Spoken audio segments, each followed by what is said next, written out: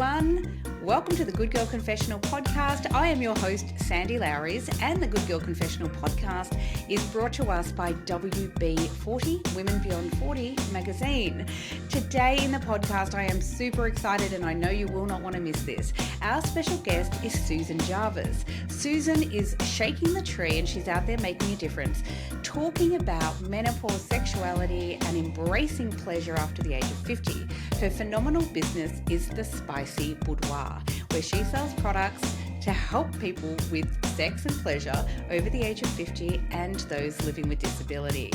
Susan is also the host of an amazing podcast called the Maven's Private Diaries. All of her links will be below, but you will not want to miss this saucy conversation with Susan Jarvis. Please welcome to the podcast, Susan.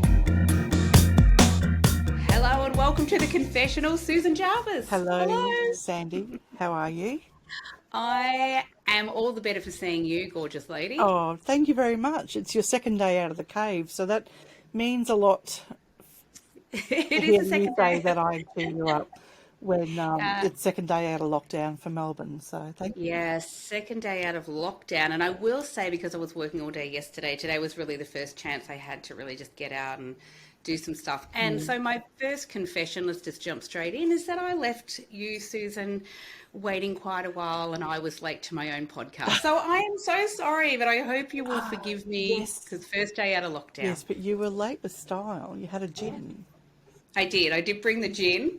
I did bring the gin to the party. I would be loving this so much more if we were able to get together and share a gin. But that's okay. Definitely. It will happen, trust me.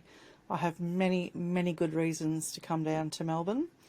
I have a brother who lives down there and two nephews, and all my lovely friends through Women Beyond 40, the Good Girl Confessional, She's the Boss, heaps and heaps more. So I think there's a party on its way. I feel when you do come down, there will be a gathering of minds, Yes. and I can't wait. I'm sure that there will be a lot of gin or at least some cocktails. And you're right, there's so many people that we are part of a huge community now, which is brilliant, through WB40 magazine and through She's the Boss and through the Good Girl Confessional podcast. And there's just so many amazing women out there that and here's one good thing about lockdown: so many connections made during that time. I know, and when you think about it, would that have happened? Would it really be the same if life had continued on as normal? Would I have met you? I'm in Brisbane, I don't so know. life has been a little bit different for me in Queensland, but we've had our shared experience of being in lockdowns and restrictions, but you have my full empathy and compassion for what everyone in Melbourne, Victoria and Sydney have gone through. But yes, I just wonder what the world would have been like. I don't think anything would have changed in communities and with people if we hadn't gone through the pain of a pandemic. I think it's such a huge topic, right? Because I 100% believe that, the universe was telling the world to stop, take a breath. But I think you're right. I think that I'm not sure that WB40 would have evolved in the way that it has. I'm not sure that the Good Girl Confessional would have evolved in the way that it has. Obviously, because we'd always planned to create the magazine, but we rolled it out a lot sooner because of the pandemic. And there were a lot of women out there who couldn't tell their stories. And there was a lot of female writers, creatives, artists, certainly not getting work and not getting any recognition. And I think you're right. It kind of put a fire under me, because I had more time to do it, because where was I going? And two, because, you could see that there was a desperate need to create community and have a feeling of and a sense of community.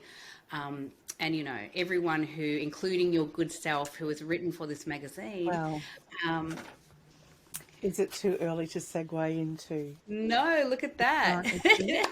What fabulous artwork. And if that doesn't make you want to buy this magazine, then I don't know what would, right? So, Susan's actually appeared in two issues of the magazine. Issue 4, this beautiful artwork is by a gorgeous artist, Maggie Stevenson, who is Polish but now living in the US. And this beautiful artwork, issue 5, is, oh, she's just stunning, isn't she? This is a piece by Cara Cooper, who is a New South Wales, she's an Aussie artist, who has a company called Mount Vic and Me. It's brilliant. Love it. I've started So following her on Instagram, and I very much like what she has in her shop. oh, I'm loving her shop. She does a lot of political art, which I love, So do and I. I actually have my eye on a Julia Gillard cushion. I Yes. think Yes. that would take pride of place in my house because, as we know, our very first edition of the magazine, which was created by yet another amazing New South Wales artist, actually had Ruth Bader Ginsburg on the cover, but she very cleverly actually inserted Julia Gillard inside the image, and oh, just amazing. People are so clever, aren't they? I have got that on my desk, but it's buried under my book, so I'm not going to reach for it because we'll hear a big crash noise for sure.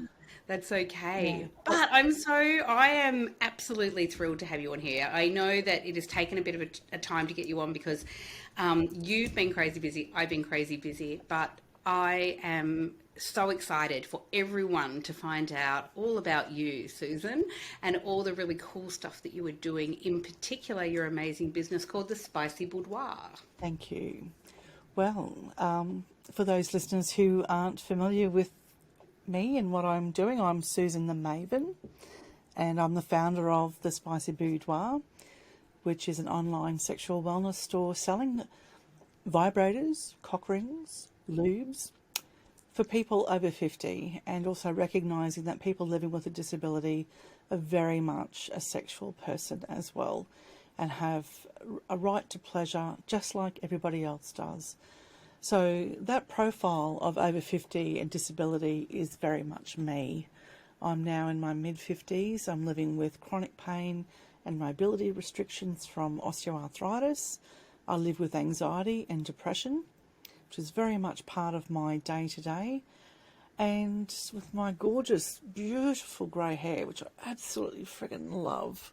I love your hair. Look at I it. love it. It's the best thing I ever did. I went grey, natural grey, about 4 or 5 years ago, and I catch women looking at me, and I know they're looking at me as if, oh, that looks great. Maybe I should do it. And I say to every woman, look, it's okay to colour your hair. But if you want to go naturally grey, just do it. It's liberating. It's also financially liberating. Oh, yeah, financially liberating for sure. But I do Yes. love it. I sort of go grey in the sort of this spot here, and it's almost like a circle. And I don't think if I grew it now, it would actually go all grey. Although the beautiful Tara Moss grows hers, even though she doesn't have all of it. And Tara calls them, I think she calls them Wisdom, silvers or whiskers or wisdom something. whiskers. I've got Whisk- wisdom whiskers. I have a lot of And those. Yeah. I've actually, if we can segue to something I've talked about in one of my talks on YouTube, is I've lived with facial hair my whole life. Since I was 16, I have been shaving, and it's a result of polycystic ovarian syndrome. And also, I guess, a point of my life there where I was so embarrassed and so ashamed. I never saw a doctor, never talked about it to anybody. I hid it from my ex-husband. And now, the first thing I did when I met my partner was I told them, oh, by the way, I shave every day. I've got more sideburns than you have. So, and I shave in front of him. And, it's empowering. That's Yeah, liberating. it is, because it's just, shame is just gone, and I really don't give a fuck. And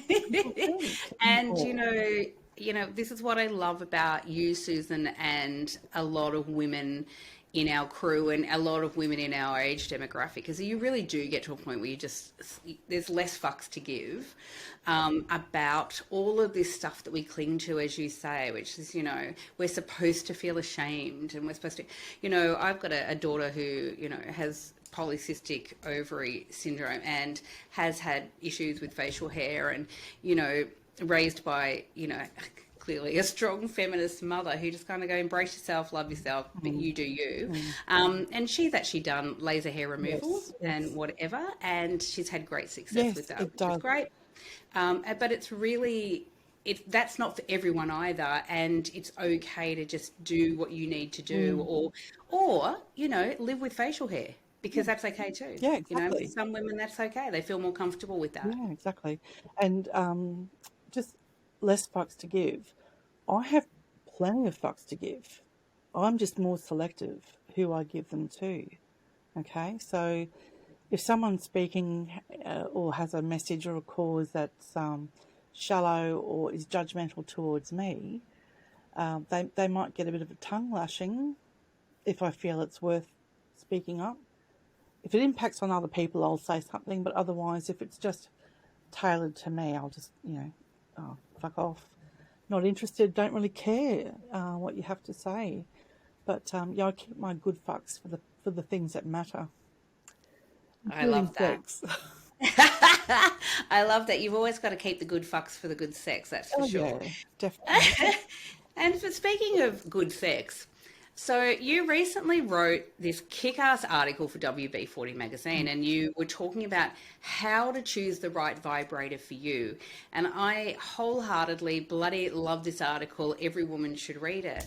I think it's fantastic, but maybe for those that haven't read it, they should run out and read it, by the way. But if they haven't yet, can you give us some advice?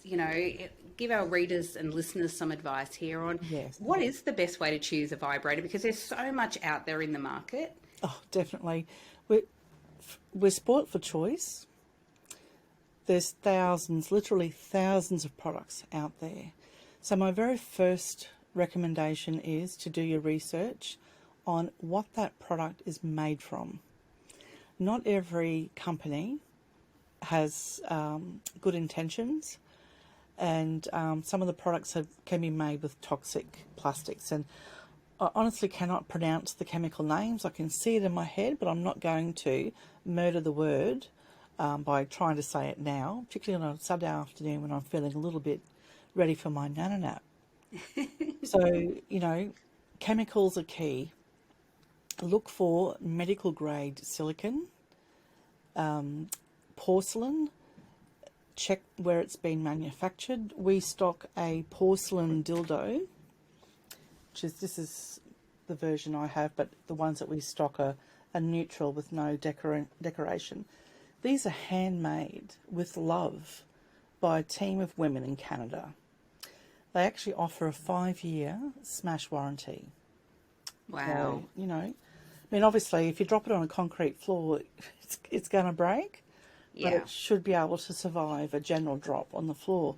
So, porcelain is a very good product. Glass.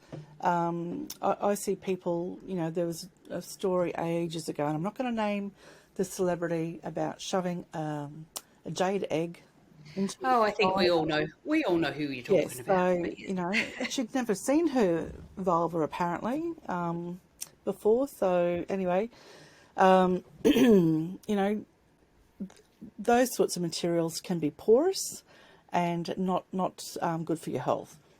So research is key, and we've got some information on our website, which is www.thespicyboudoir.com.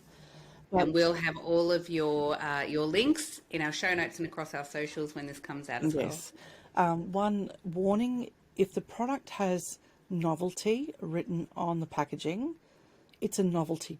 It's not to be used internally. It's just a gimmick. So be very careful with anything. If you open a packet and it stinks, that's degassing of chemicals in that material. Don't put it in your vagina. Don't put it anywhere near your clitoris or your mouth. You'll probably end up feeling a burning sensation, which is not very pleasant. I've had that experience during playtime with somebody, and I had to run to the toilet and get a cold water and just wash my vulva because it was burning. So be very Ouch. careful about the material. That's the very first piece of advice I'd give. Secondly, you need to sort of understand what works for you? Do you want to have a sense of fullness inside your vagina? Do you need that to orgasm? Do you only like to touch your clitoris and feel pressure? Do you want vibration? Do you just want a sense of firmness? You know, I talk about in the article, and I'm not going to give the whole packet of lollies here because you need to buy or subscribe to the magazine, but I talk about your wank bank in your head. What's your fantasy for orgasm? And link that in to the type of product. Some women want, and guys as well, want a phallic style, real life looking cock vibrator or dildo. That's fine. We've got them. But if you're more into an aesthetic, artistic look, then there are many other products out there as well. And I'm going to give a shout out to a fantastic Australian woman who has designed a range of products that are probably our biggest seller, and that's the range of Elixir Play, Amethyst and the Ruby. Just brilliant. And I love seeing Australian women stepping up into the sex industry and making changes. So her name's Lara. So love your work. Big shout out to you, Lara. Lara Pack. So if you want to know the rest of my recommendations and my key to unlocking an orgasm, because if I can just say, Sandy, for many, many, many years, my orgasm has always lived in my head, but I never knew that. It took me ages to work that out. And even as a young woman before marriage, I never experienced an orgasm with a partner. I never had any problems achieving it if I was masturbating or self-pleasuring, self-care. But I would never have an orgasm if I was having sex with somebody else. And it wasn't actually until I was married that I had my first orgasm during sex. And it after a lot of reflection and thinking, why, I realised it was a sense of security and emotional safety that unlocked it up here. But then I went through in that marriage, it wasn't a healthy marriage, and I have talked about that before. You can read about it on my website and where I've written about it and so forth. And sadly, my ex-husband has recently passed away, so I won't go down that path. I'm so sorry to hear that. Thank you. It had been a rough trot, but we're through that now, and just holding on to the good memories that we have. But I went through a long period of losing my femininity, my sexuality. I retreated into myself. I really did lose the woman I had been, to the point where I got up to 165 kilos. And if it wasn't for a very dear friend who wrote to me and said, I'm just so scared that you're going to die because you're so miserable. And it was a real shock moment. And she thought our friendship would break over that. But I rang her in tears, thanking her for having the courage to speak up, because she really did save my life at that time. And so that was a catalyst for enormous change in my life. I decided to work on my entire well-being, in health, mental health, physical health, my cultural health, spiritual, everything. And I did end my marriage as well. So that was about 15 years ago. And I've certainly gone through ups and downs. My first relationship after the marriage, I'd been celibate for 4 years, and met this much younger man who was supposed to be, can I say the Australian vernacular, a 6-week root. I know that sounds crass. He was never meant to be a long-term he was proposition. My pilot light lover. And he's actually the topic of my first article in the was it issue 4? I wrote about him. He was the beautiful bogan, and so I had a lot of experience exploring my sexuality during that time. Knocked off bucket list. I explored my bisexuality. I got involved in sex parties. They definitely have my vote. I met the people in the FET community, and I just wanted to find out, where do I fit? What is it about my sexuality that is a fit for me? And as it turns out, sensuality is my kink. Okay, I'm a slut for touch. I love being touched, and I think a lot of women would benefit if they connect with that inner slut for touch. And I use the word slut in a complimentary manner, Sandy. Oh, I get it. Yeah. I read something years ago when the word slut was first coined or used, and I'll have to go and actually do my proper English history on this, but it was a complimentary word. It was joy, a woman who enjoyed sex. There's nothing wrong with that. There's absolutely nothing wrong with that. If we get into that feminist discussion, you look at, I just saw on the ads on television today, all the bloody Bond movies are starting again. Well, holy shit. What a range of misogynist films just treating women as vaginas on legs to be ogled at. Now, I love beauty. I'm a nudist. I'm nudist at home. I go to a beach.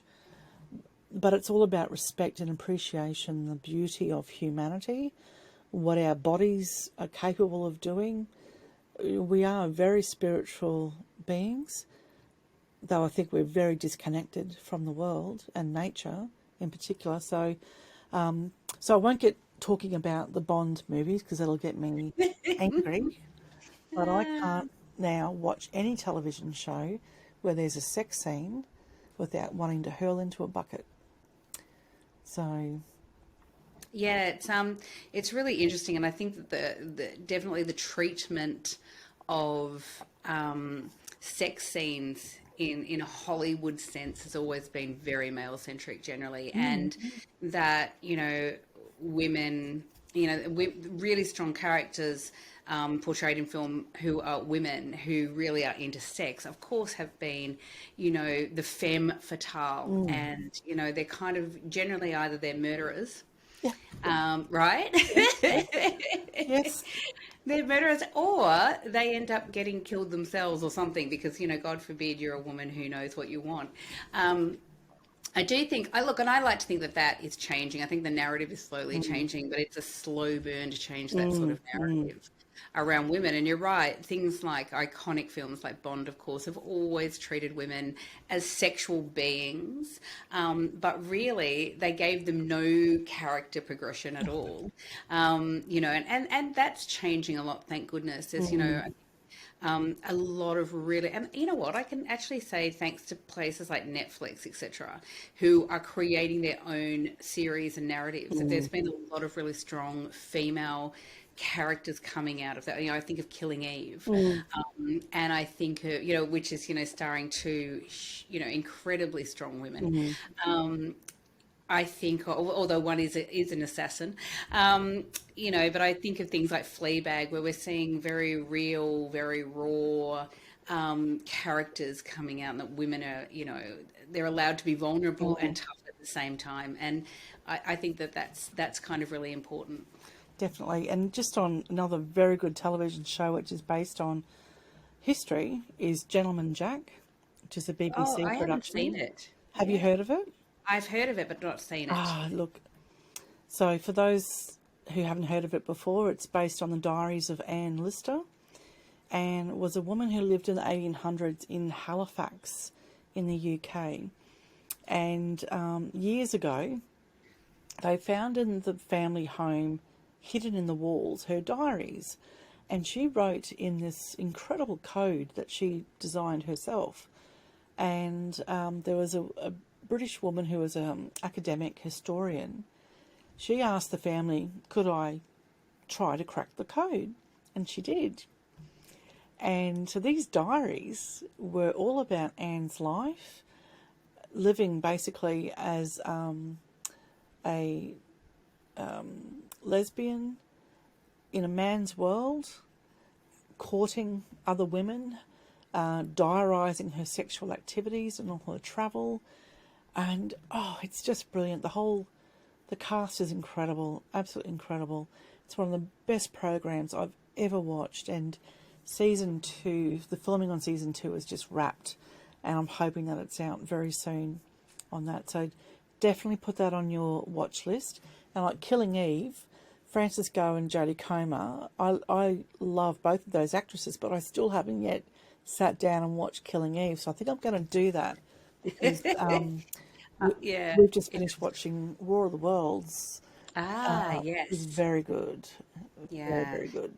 I would highly recommend Killing It. I really loved it. I just think it's, it's at times it's fun, at times it's harrowing, at times it's but there's always this cat and mouse thing going on between those two characters, and they're fierce and they're both strong in their own right, two very, very different women, and the chemistry between them is extraordinary. Oh, So I yeah. think even just for the chemistry, it's worth it. It's it's a really clever and powerful series, really. I'll have to check that out very soon.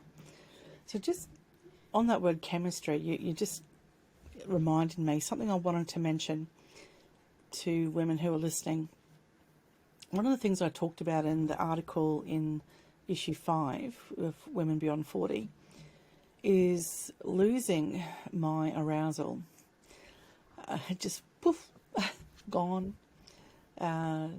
Seriously, even today, even now, I don't get that thought, oh, I want to have sex. Oh, I feel horny. Or, oh, I've got a buzz in my pants. I don't get it. It takes a while to even experience that anymore. I don't even get it looking at a sexy, raunchy scene. I've tried looking at porn. No, it's gone flat. My clitoris has gone flat. And when that occurred, I did some research, good old Dr. Google, and I discovered through there a thing called responsive arousal. Okay.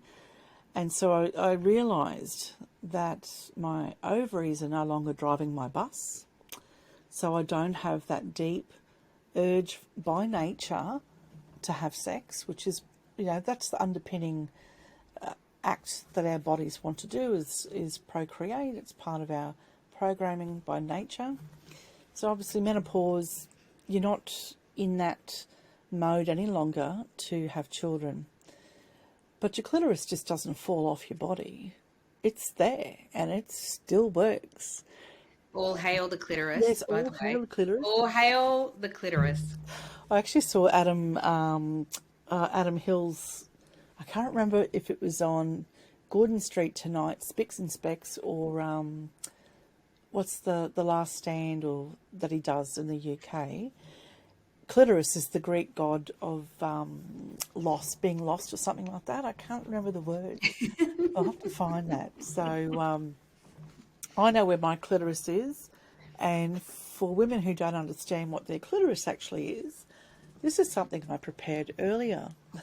Yay. So for those watching, you'll be able to see what Susan is holding up, which is basically a model of the clitoris.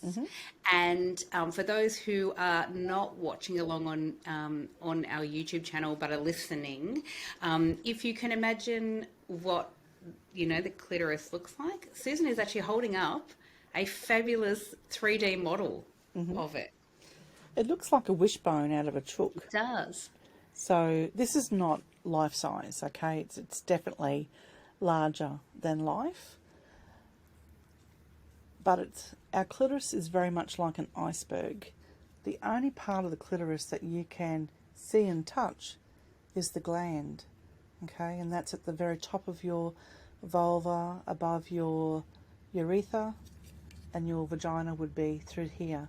So if you can imagine, and I can't really do this very well, if that was my labia going over, okay, this is what's all underneath.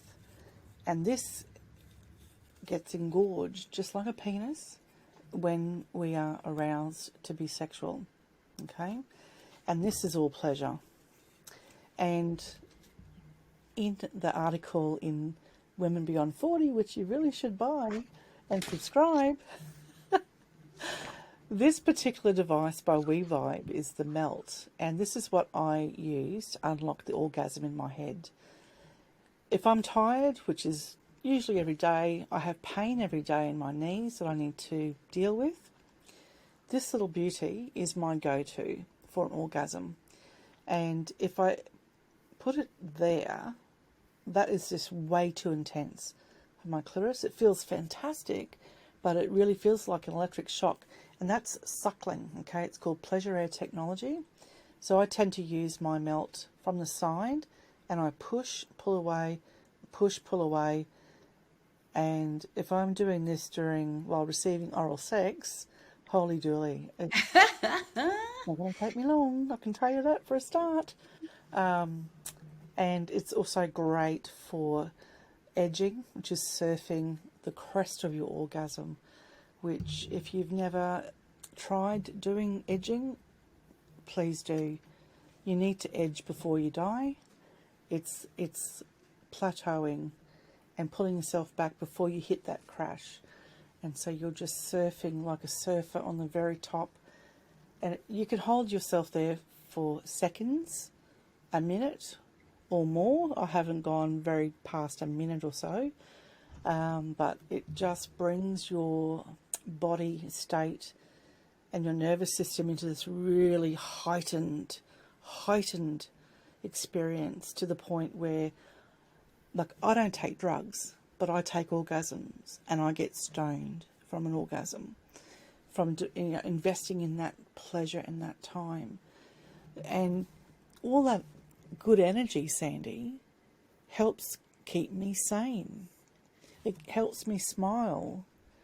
It helps my heart. It helps me feel connected to myself. And that just radiates outside of me. So I get a lot of women ask me, oh, how are you so confident? You know, how can you get up and speak? Well, I just have really great orgasms.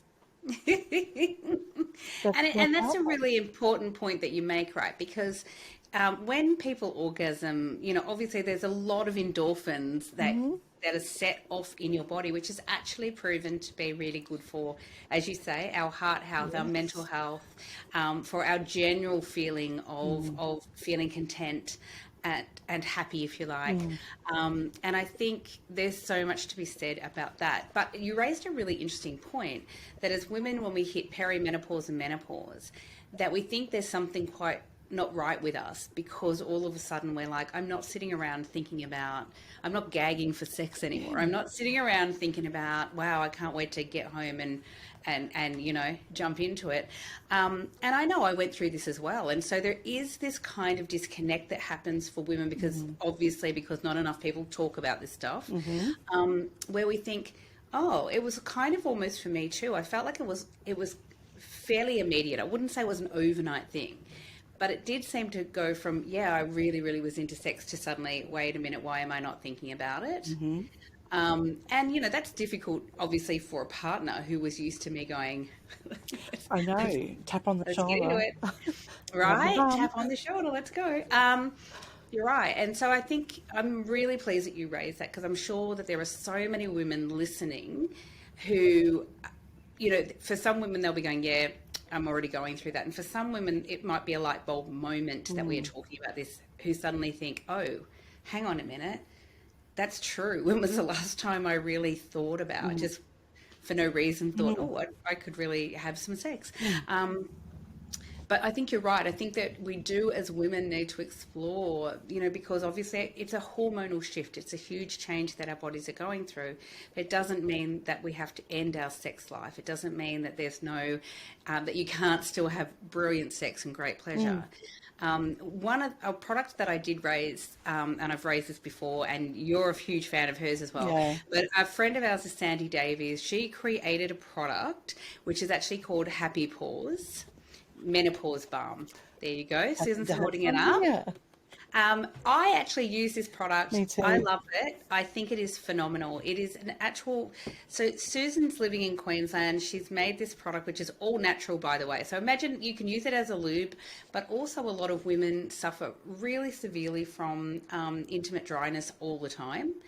And because I wasn't going through that per se, I didn't realize that that was such a huge thing until I met Susan. We started talking about it. Sandy. It's the other Sandy. The other Sandy.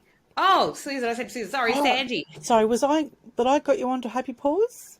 Uh, Or no, because Susan contacted Susan. Sorry, see, Susan and Sandy. Her name is Sandy. My name is Sandy, and this is Susan, my guest. But it's sorry, no. I first met Sandy. Reached out to me, and she actually said, "Can I send you this product?" And she really liked what we were doing at WB40 and on the Good Girl Confessional, and sent it to me. It is such a good product. All three of us, by the way, Sandy, Melbourne Sandy, Far North Queensland Sandy, and Susan have become really good friends because we're all really open about talking about menopause. It is not a taboo subject. It should never be a taboo subject. But because we're all really vocal about talking about menopause, we're also then vocal about talking about sexuality and basically embracing your own sexuality through menopause. Which is why I'm so excited that you're here today, Susan, because this is your field of specialty. This is what you talk about all the time and write about so beautifully. thank you.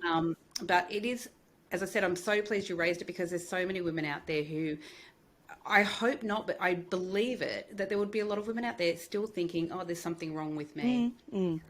Yes, I'm in a couple of Facebook groups online, and I see women commenting, obviously their disinterest in being sexual is causing friction in their relationships, which is, I guess, a natural progression. And look, I'm not advocating to anybody, male or female, to ever have sex for the sake of having sex with someone, to make them feel better, or doing it, because you feel coerced or blackmailed or whatever. It has to be consensual and desired between two parties.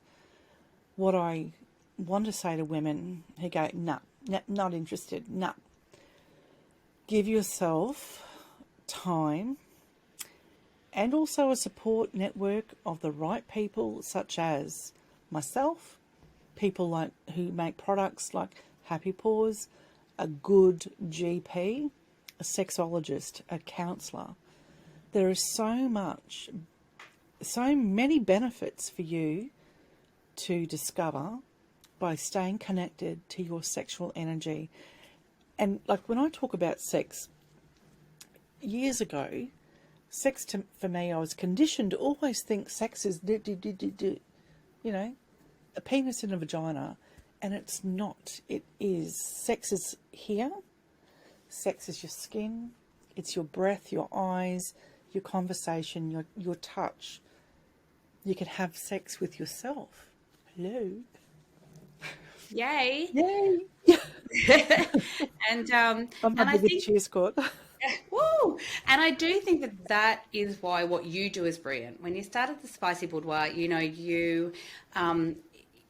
what you've really done, your mission really is to break down all these taboos and the silence around, as you say, people over the age of 50 and beyond, as well as people living with disability, to embrace their sexual being. And I think you're right. You hit the nail on the head because you keep talking about it being up here.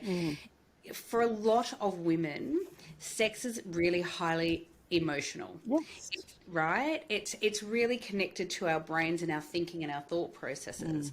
And I think that's, for a lot of men can basically just go, whoa, I'm into it, let's just do it, right? No emotional connection, no, because they're wired differently. That's not true for all men, and I understand that, but generally speaking.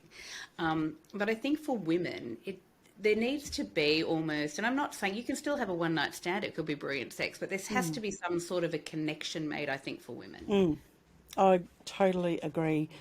And that's what I learnt too, that during my single years, I never had an orgasm with any of my sexual partners or partner because I didn't have that emotional safety, that emotional connection.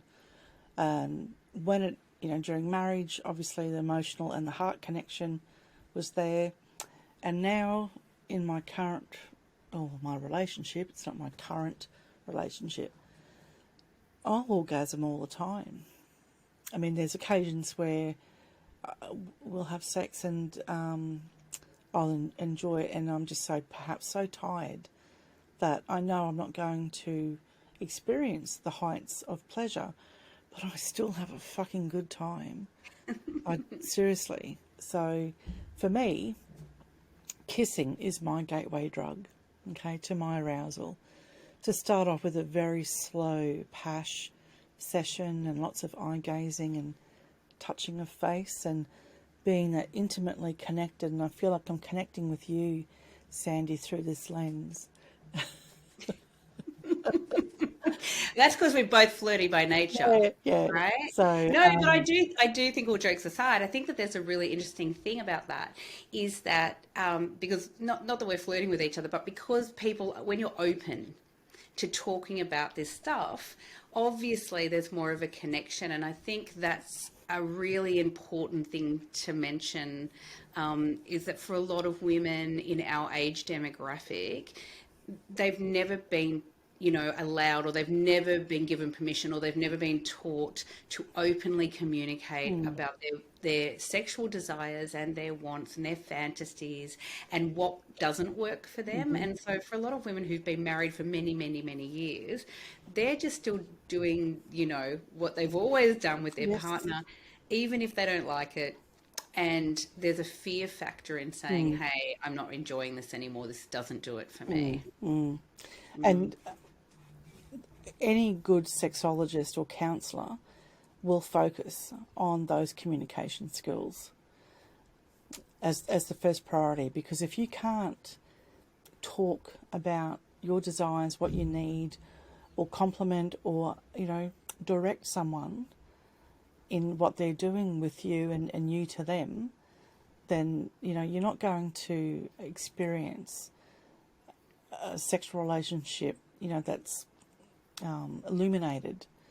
So always look for that. If you are looking for a sexologist, look at what their programs are and look at their communication courses as well and what they offer in that regard, because communication, and it doesn't matter what job, whether we're talking about sex, cleaning out farmyard waste or whatever, it's all about communication.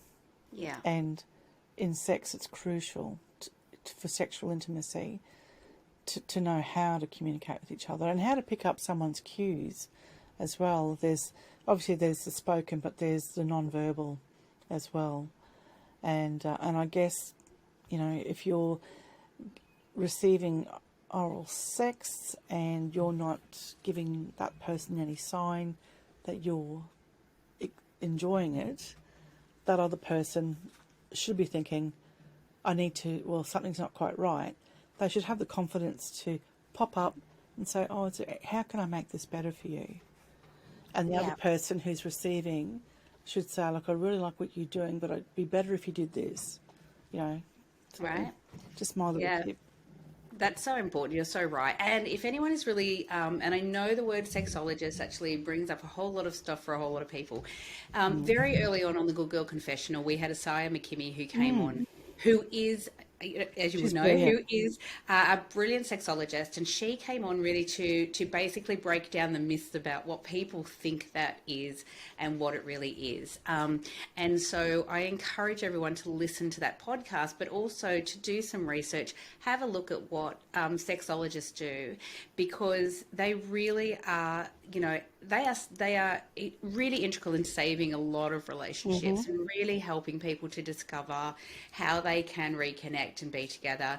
And especially this is so important for women as well who have experienced in the past any sort of abuse or trauma. Those things are, to work with someone who is an experienced sexologist can really change lives. That's So, right. yeah. Yeah, and I'm incredibly grateful and fortunate that I haven't walked that experience in life. I mean, I was thinking about this the other day because I read the article by Simone about holding space, and there's been times in my life where I sort of have been coerced into having sex, or having sex just to get rid of that person. So, but yes, that's very, very important. I acknowledge that not every woman has had a trauma-free life when it comes to sex, and Absolutely. you really need that extra support.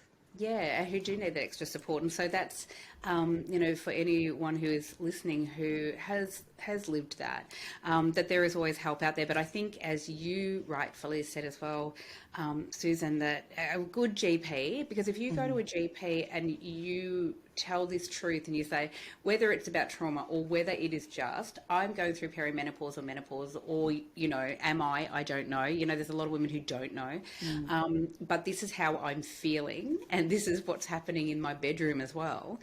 If you feel dismissed or not listened to, my advice is always, and I will keep shouting this from the rafters, find yourself another GP and keep going to different ones until you find someone who you feel really listens and understands what it is that you are going through, because Yes. there's always support and help out there. That's right, and I'm so lucky. I have a brilliant GP, and I can talk to her about absolutely everything that happens in my life, how I feel about my body, my sex life, everything. And all I get back from her is this sense of, I'm with you, Susan, and I will give you as much information and assistance that I can. And she does it in a beautiful way. I really admire her a lot. I love that, because I've got a really great GP as well. And I know when I was going through perimenopause, and a friend of mine, I have a group of friends, we're all around the same age. Everyone sort of was starting to get different symptoms. And when we all started talking about it as a group, people would say, oh, yeah, I've been experiencing that for ages. And I didn't even know that was part of menopause. Or so that was really fascinating. It's one of those things I think a lot of women don't talk about or look at, or just say Dr. Google. We don't really investigate until we're in it. Exactly. Right? And which is why it's important to keep shouting this stuff from the rooftops, so that Exactly. younger women, as they get to this age, suddenly go, oh, hang on a minute. I remember this. I think I know what I'm going through now. But I found a really good GP, and she's excellent. She just basically said to me, I said, a friend of mine is trying HRT and I know it gets a bad rap and I don't know much about it and blah, blah. She was phenomenal. She just said, yeah, let's talk about it. Here are all your options. Yes, it gets a bad rap and it shouldn't, but no, what she said to me was, no woman should have to go through years and years and years of menopause and suffer. And that there is help out there and support and whatever. So I'm actually on HRT. It works for me. It doesn't work for everyone, and I understand that. But I went through a lot of herbal remedies prior to going down that HRT path, because I've had friends who had really good results from more natural herbal products and whatever. Great. For me, it was getting worse, not better. And now I find I'm on these HRT patches. That's a juggle. You go, well, what works, what doesn't? I started on them at a very low dose. I've now gone up. But for me, it has been a game changer in terms of how I feel and my energy levels. Sleep, that's a big one. Oh, Actually, definitely. I haven't explored HRT yet, but last year and this year it came all to a head. I was going through the very dense brain fog. yeah. And to the point where I was actually at a cafe with my sales rep from my warehouse, and I've been working with Nick for about 3 years, and I'm looking at her, Sandy, and I'm looking at her, and I'm tearing up. And she goes, "Oh, what's wrong?" I said, "I'm sitting here, and I cannot remember your name." Oh, It was horrible, yeah. absolutely horrible feeling. Yeah. to know this. I know this person, but I couldn't think of her first name. And do you know there's so many women, I had a conversation with a few friends about this recently. There's so many women when this starts to happen, menopause-induced brain fog, where they actually are walking around living in deep fear that this is the start of Alzheimer's or dementia because they don't realise that it's actually caused by menopause. I know. So I also Wow. had Oh, Susan. lots of problems thinking straight. I had no short-term memory, which has always been, up and down as you deal with busy lives and stress. But to the point where I was making lots of mistakes, like reversing. I've always had a little bit of dyslexia when it comes to numbers and reversing digits and just getting my wires crossed. And I went to see my fabulous GP, Carolyn, and we did bloods, and it turned out my thyroid was underperforming. And so I started taking some medication, and within 24 hours, I said to her, that first tablet, I actually could feel a warmth in my throat. Wow. And within 24 hours, I was just about back to 100% brain capacity, probably about 95. Wow. But I was back on my A game and sharp, not emotional. I was very bubbling under the surface all the time and feeling quite disconnected from everything in my life. Wow. So yes, thyroid, get your thyroid checked. And I've been always having it checked every year, but menopause for me has kick-started the issue with thyroid. And that's actually like my eyebrow tails had grown back a little bit now too. So that's interesting as well, isn't it? So, Well, yeah. and that's a really good point too, that not everything, by the way, ladies, is comes under the umbrella of menopause. And so if anything different, unusual is happening, go and see a doctor. Check it out. Because as you say, Susan, you didn't know it was your thyroid, and that could have caused massive problems I down just the thought it track. was menopause, to be honest with you. Yeah. Because I read many comments from other women saying that they were going through the same thing. So I'm glad I went and asked for a blood test. I'm so to make pleased sure. you did too. Yeah. Yeah. And that's the other thing too. I don't know if a lot of women know, but when you go to the doctor and they can do blood tests to actually kind of tell you that, yeah, you're pretty much, you are perimenopausal, or you're most likely coming out of the other side of that. But what I didn't know when I walked into that doctor saying, I'm pretty sure I've got perimenopause, what was funny, and a few of my friends know this story about it because it's quite funny, but I initially a few years back thought, oh my God, I've hit perimenopause. I was hot all the time. I couldn't concentrate, all of the things. And I went to the doctor and she took my temperature and she said, yeah, you've got a raging fever. And she said, you've clearly got an infection or something going on somewhere. I had walked around, Susan, for about 6 weeks with this thing, with a fever, thinking I was perimenopausal. Wow.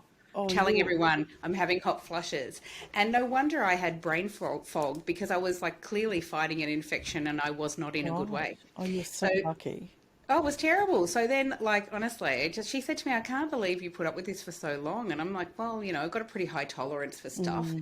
And I assumed, oh, yeah, it's menopause. Anyway, so when I went this time, I said to her, look, I remember when we had this comment, but I'm pretty sure this time. And she laughed. She said, well, we'll take your temperature just in case. Anyway, my temperature was normal.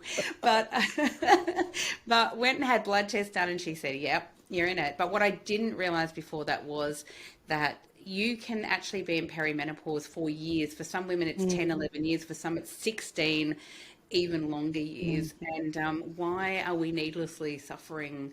Why aren't we talking about it with our GPs and getting help if it's going to go on that long? And I think, sadly, for women generations before us, they were just taught, suck it up, deal with it, live with it, you'll be fine. Look, we are so fortunate to be in the generation that we are now, where there's a plethora of information around menopause, but the society hasn't caught up with it to talk about it. I mean, this is a natural process of our biology. My heart goes out to any woman who's gone through medically induced menopause. Yeah, absolutely. Particularly if it's affected their desire to have children. I tear up when I Yeah. think about a woman losing that choice. So, but I do wonder, how do women in other countries such as Africa and India, how do they deal with menopause? Yeah. Is it something that mothers talk to their daughters about? My mother's never had a conversation with me about menopause.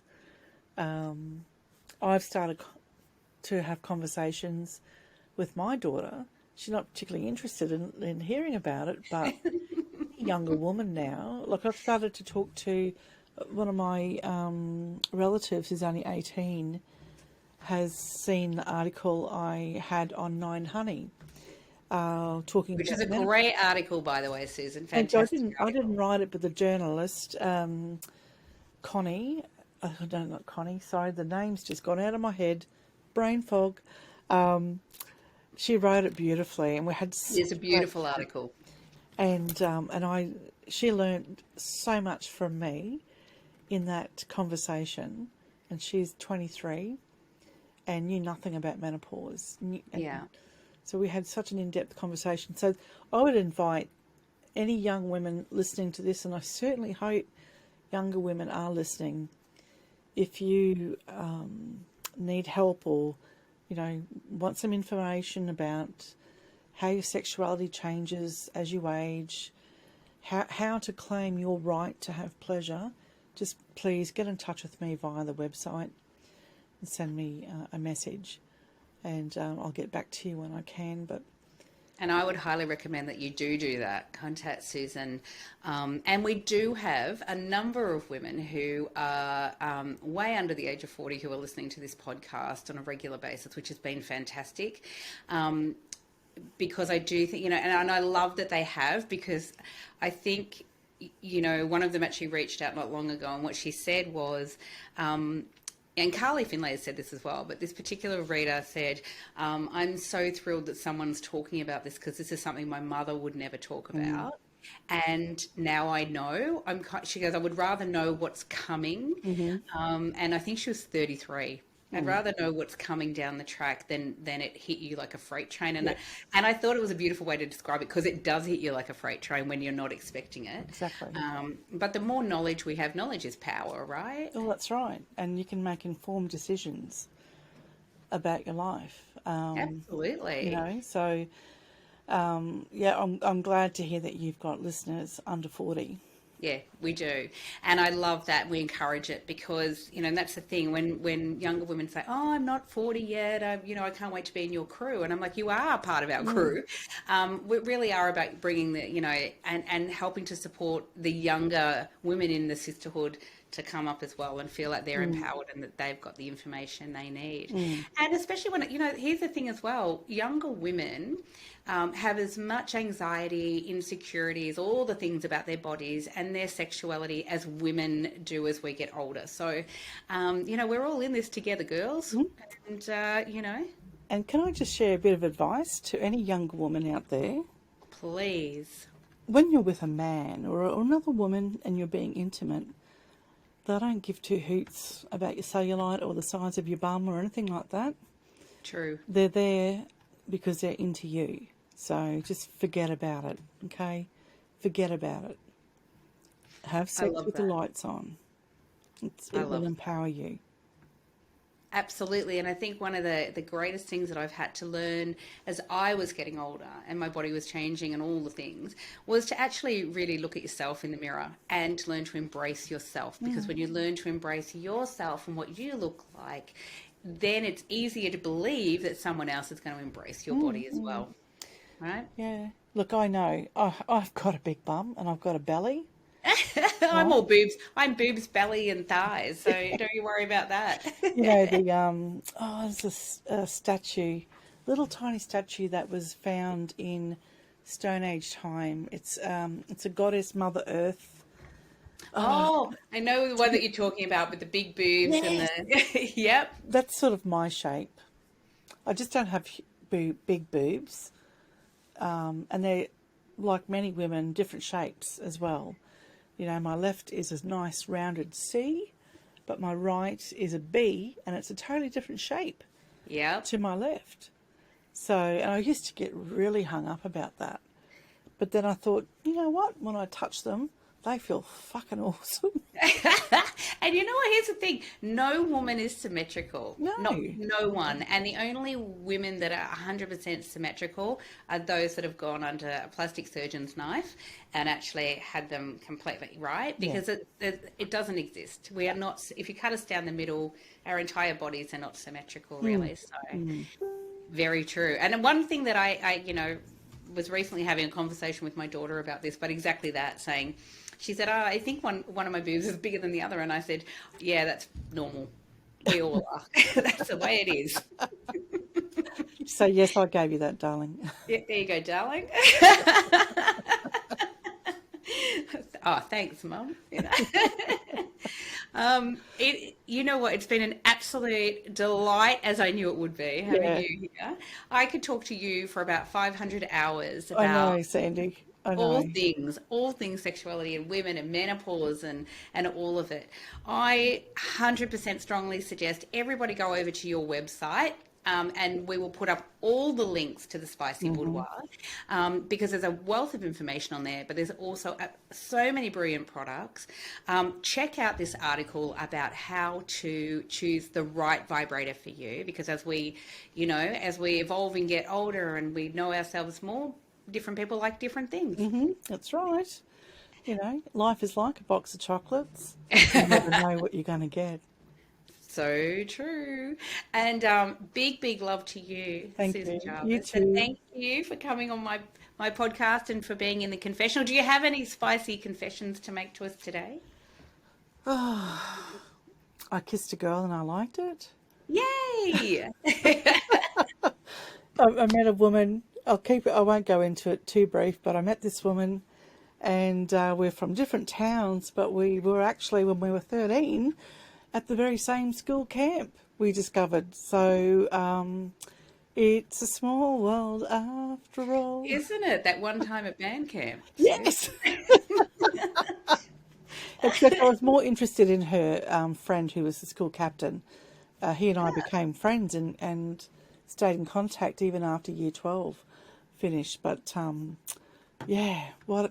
actually it wasn't 13. It was our Interact, which was a sub thing of Rotary.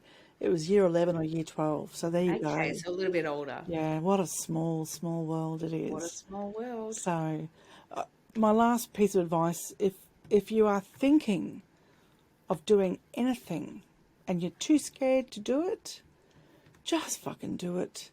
You don't need do it a note anyway. from your mum.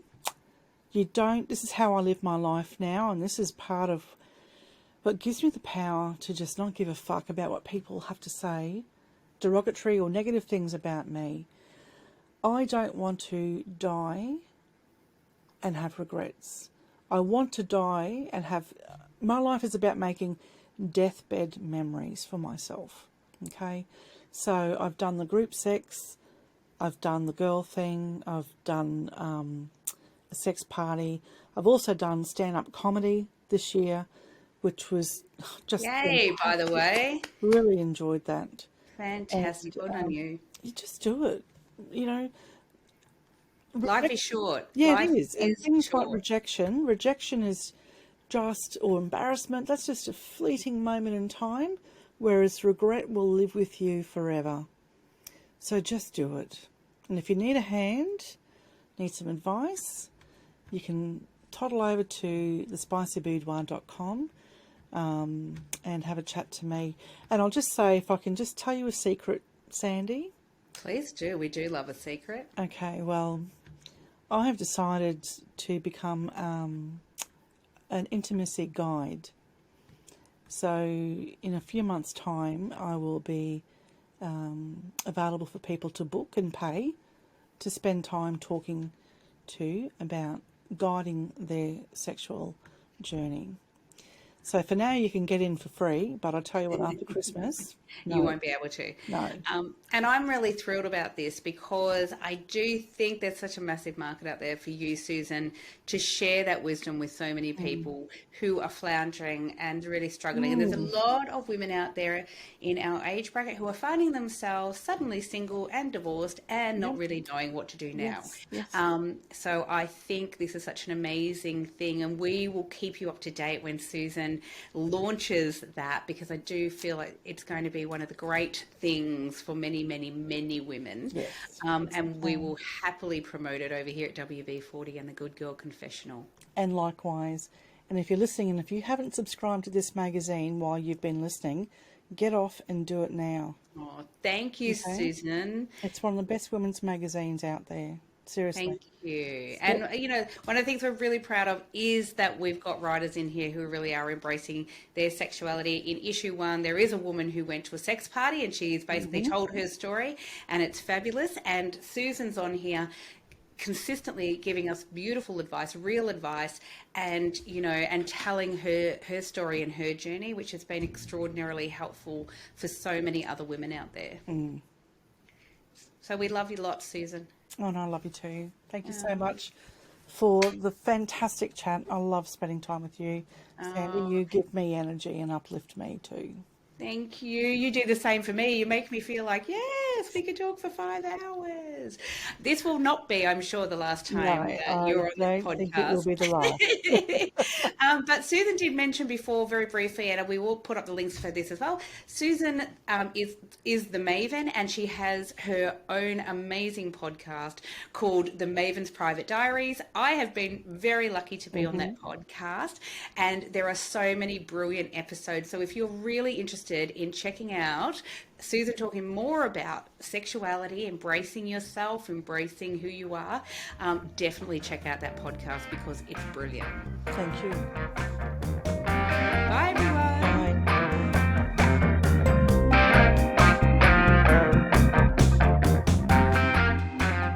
Thanks for listening to the Good Girl Confessional podcast. The Good Girl Confessional podcast is brought to you by WB40, Women Beyond 40 magazine. Available now at WB40.com. The Good Girl Confessional podcast is available on Apple Podcasts, Spotify, and wherever you listen to quality podcasts. We're also now available on YouTube. We chat with really interesting women about their hard-won wisdom, but it really helps us if you can subscribe, like, and share the podcast. Thanks so much for your support. Bye for now.